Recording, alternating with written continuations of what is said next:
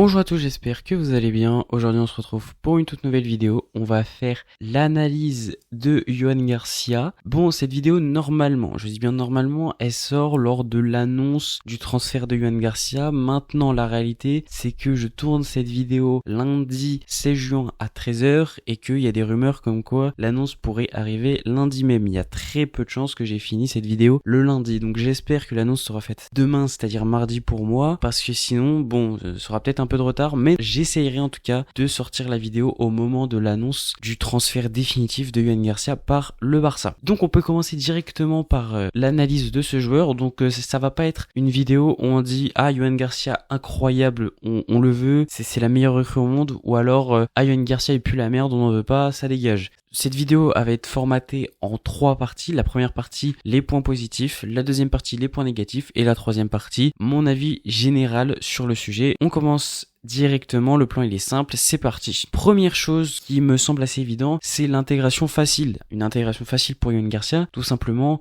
parce que c'est même pas qu'il est dans la même ligue, c'est carrément qu'il est dans la même région. Il joue à Barcelone déjà de base, alors oui c'est le club rival etc. avec l'Espagnol, ça on le sait, mais maintenant on sait aussi que de sources sûres, Yohan Garcia quand il était petit, c'était un fan du Barça. Et en même temps, est-ce que vous connaissez beaucoup de petits qui, quand ils sont à Barcelone, sont fans de l'Espagnol? Non, soyons honnêtes, il y en a beaucoup, même tous, qui sont fans du Barça, ça paraît logique. Il n'y a pas d'histoire de « Ah, j'aime pas le Barça » ou je sais pas quoi, ça c'est faux. Oui, c'est sûr que quand il va jouer l'Espagnol de Barcelone, ça risque d'être un peu dur pour lui, mais déjà c'est l'Espagnol de Barcelone, ils sont nuls, et en plus, c'est que 2 matchs dans la saison, allez peut-être 3 avec une potentielle Coupe du Roi, mais ça va pas plus loin, donc franchement, ça devrait aller. Comme on le sait, Yohan Garcia du coup, il a joué en Liga, il a joué aussi en Liga 2, ça lui fait beaucoup d'expérience en Liga, il sait comment jouent les équipes adverses déjà de base, c'est-à-dire qu'il aura pas besoin de s'adapter au jeu de l'équipe adverse. Bien sûr qu'il aura besoin de s'adapter à notre jeu, mais ça c'est logique, c'est comme dans tous les transferts. Donc ça, déjà c'est un très gros point fort. Il parle la même langue, il parle espagnol, voilà, puisqu'il est espagnol, ça paraît logique. Et peut-être qu'il parle catalan, honnêtement j'en sais rien, je vais pas vous mentir, je sais pas. Mais je pense que oui, vu qu'il est né en Catalogne et que il était en Catalogne toute sa vie, donc ça paraît très logique qu'il parle catalan, mais on va dire qu'on sait pas. Donc vraiment niveau intégration, niveau langue, etc., il y aura pas de problème. À ce niveau-là, il sera parfaitement intégré. Le deuxième point fort de Yohan Garcia, c'est bien évidemment que c'est le meilleur gardien de Liga. Tout le monde le savait sur cette saison, le meilleur gardien c'était Yohan Garcia, on l'a tous dit, on le savait tous. C'est le meilleur gardien de Liga et de loin. Quand vous allez sur ses notes, que ce soit sur SofaScore, FlashScore, etc. Bref, vous connaissez les applis de foot. Le gars, il a que des 8, des 8,5,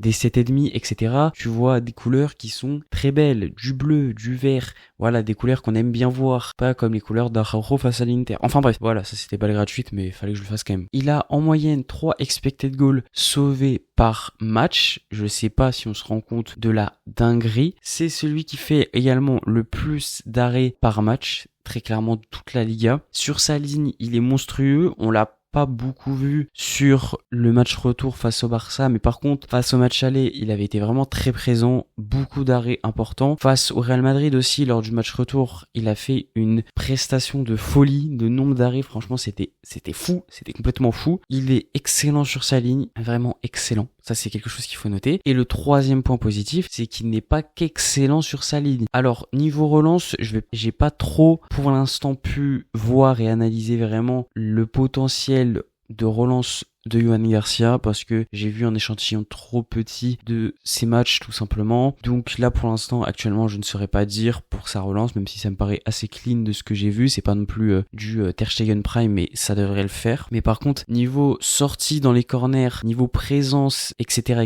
ce qui manquait d'ailleurs à nos gardiens, que ça soit Ter Stegen avec ses sorties très bizarres, Szczęsny aussi sortie ultra bizarre contre l'Inter, etc. Enfin bref, on l'a vu sur les coups de pied arrêtés, on a vraiment beaucoup de mal à défendre. Yohan Garcia sur ça il est excellent, et ça c'est ultra important parce que quand tu passes d'un gardien qui est Donnarumma, parce que vous connaissez Donnarumma, très fort sur sa ligne, mais niveau sortie, etc., on le sait, c'est compliqué, c'est pas son point fort, ça fait la différence parce que là du coup t'es un peu moins inquiété, t'as plus de présence défensive, t'es plus confiant avec ton gardien si le gars tu sais qu'il sait parfaitement sortir et que il a aucun problème avec ça, contrairement à Szczęsny qui, on va pas se mentir, ne savait très clairement pas sortir. Une relance qui est plutôt pas mal et surtout une sortie sur les coups de pied arrêtés qui est très bonne. Je vais pas non plus faire 30 000 points positifs ou 30 000 points négatifs. Je pense que je vais essayer d'en faire 3 points négatifs et 3 points positifs. Donc là, c'est bon pour les points positifs. Maintenant, je vais passer aux points négatifs. La première chose qui, moi, m'inquiète le plus, c'est le changement de tactique. Parce que passer de l'Espagnol de Barcelone à Barcelone tout court, c'est pas la même chose. De ce qu'on a vu de l'Espagnol, c'était une équipe qui jouait très bas, vraiment très bas. Ils étaient souvent en défense et explosaient en contre-attaque, ce qu'on a souvent vu d'ailleurs sur le match retour contre nous. Donc c'est l'opposé de notre style de jeu où nous on va aller très haut, vraiment très haut, pour laisser entre guillemets quasiment personne et dire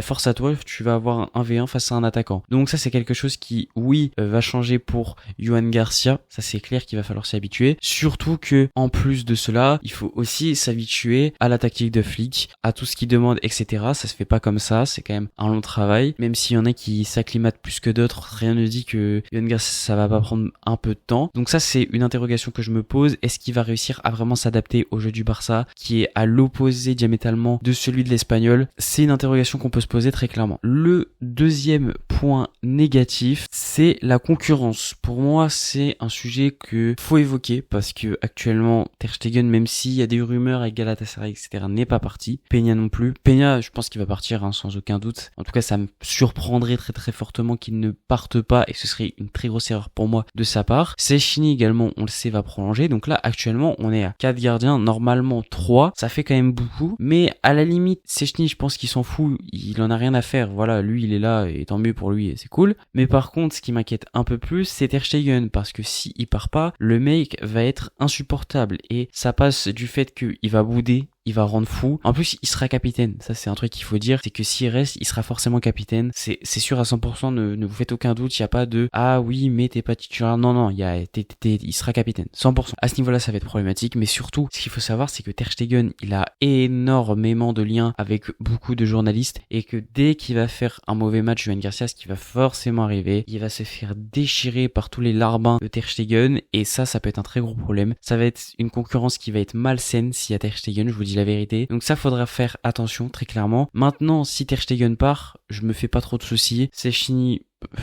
ça se voit comme je l'ai dit, il y aura pas de problème avec Sechny. Et là, ce sera pour le coup une concurrence saine qu'on va aimer. Et en plus, Sechny va pouvoir aider Yohan Garcia avec son expérience, etc. Sechny a vraiment énormément de choses, je pense, à apporter à Yohan Garcia. Donc si Ter Stegen part, ça sera très bien. Par contre, si Ter Stegen reste, attention parce que ça peut être très délicat. Le troisième et dernier point négatif, c'est bien évidemment le risque de flop. C'est quelque chose qui est possible, comme dans tous les transferts d'ailleurs, mais encore plus pour Yohan Garcia parce que si on fait le résumé, Yohan Garcia c'est un gardien qui a commencé et a joué il y a 2-3 ans, avant il n'était pas titulaire, alors il est jeune, il a 24 ans, donc c'est normal, mais c'est un gardien qui a certes 1 an d'expérience en Liga, il a joué 1 ou 2 saisons en Liga 2, mais c'est tout. C'est pas non plus un gardien qui a joué avec, je sais pas moi, Leverkusen ou des grosses équipes en Liga ou dans d'autres championnats et surtout assez longtemps. Là, il a pas beaucoup d'expérience. Ça c'est clair. Donc en fait j'aurais plutôt dû appeler cette catégorie plutôt attention au manque d'expérience. Il a fait une bonne saison, oui,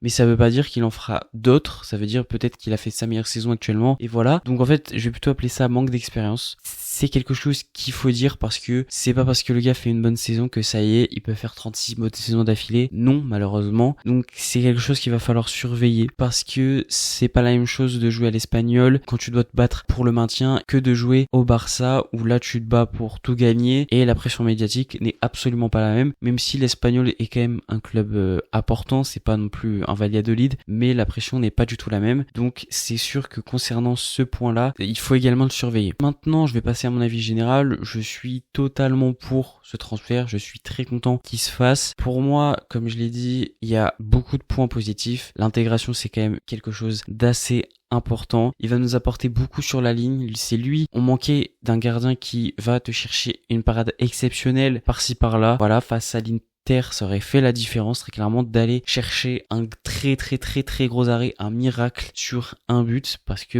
on serait littéralement en finale de Ligue des Champions. Également, c'est un gardien qui va t'apporter de la sérénité sur un détail qui était très important et qui nous a coûté face à l'Inter, c'est-à-dire les coups de pied arrêtés, mais que ça soit aussi dans dans les autres matchs parce qu'il y avait tellement de matchs où tout simplement dans les corners, dans les coups francs, on était à la rue totale. Parce que ce qu'il faut dire aussi, c'est qu'on n'a pas non plus une équipe très grande, ça reste assez limité. Et quand tu prenais des buts complètement cons sur une seule action, sur un coup franc, ou je crois que c'était un corner face à Leganés, si tu perds 1-0, bah forcément ouais, tu t'en mords les doigts, tout ça, parce que la défense, bah c'est pas le meilleur, c'est pas ton fort sur les coups de pied arrêtés. Donc ça c'est quelque chose de toute façon qu'a dit Flick et qu'ils allaient travailler, qu'ils ont déjà commencé à travailler, on l'a vu au match retour, c'était quand même un peu mieux au niveau de la défense sur les coups de pied arrêtés. Et concernant les points négatifs, honnêtement, je pense que Ter Stegen va partir et que Yohan Garcia reste quand même un professionnel. Donc oui, ça va être chiant si Ter Stegen commence à nous faire le mec relou à faire des campagnes anti Yohan Garcia, mais je pense quand même qu'il a les épaules pour le faire. Et au pire, vous inquiétez pas que les fans seront là pour dire non, Yohan Garcia t'es incroyable, c'est Ter Stegen, il fait n'importe quoi. Enfin, bref, voilà, vous connaissez, on peut largement contrer cette possible campagne. Oui, le passé de Barcelone au Barça, c'est très clairement un énorme cap, mais maintenant je pense quand même qu'il pouvait le franchir et il devait le franchir. C'est un nouveau pas dans sa carrière et je suis très content d'avoir enfin le meilleur gardien de Liga, on peut le dire. Voilà, c'est la fin de cette vidéo, j'espère qu'elle vous aura plu. N'hésitez pas, vous, à dire ce que vous pensez de ce transfert, si vous pensez que c'est plutôt une bonne recrue, vous êtes mitigé ou si vous n'êtes pas du tout d'accord avec le choix du board. N'oubliez pas de me follow sur tous les réseaux, que ce soit TikTok ou Insta, où je republie des segments de mes vidéos, donc vous prenez celui qui vous arrange et vous le regardez. Je suis aussi bien évidemment sur Twitter, je vous mets tous les liens en description, vous n'avez plus qu'à cliquer pour me follow. Et n'oubliez pas comme d'habitude de liker la vidéo, de la partager, de vous abonner et d'activer la cloche. Et moi je vous dis tchuss.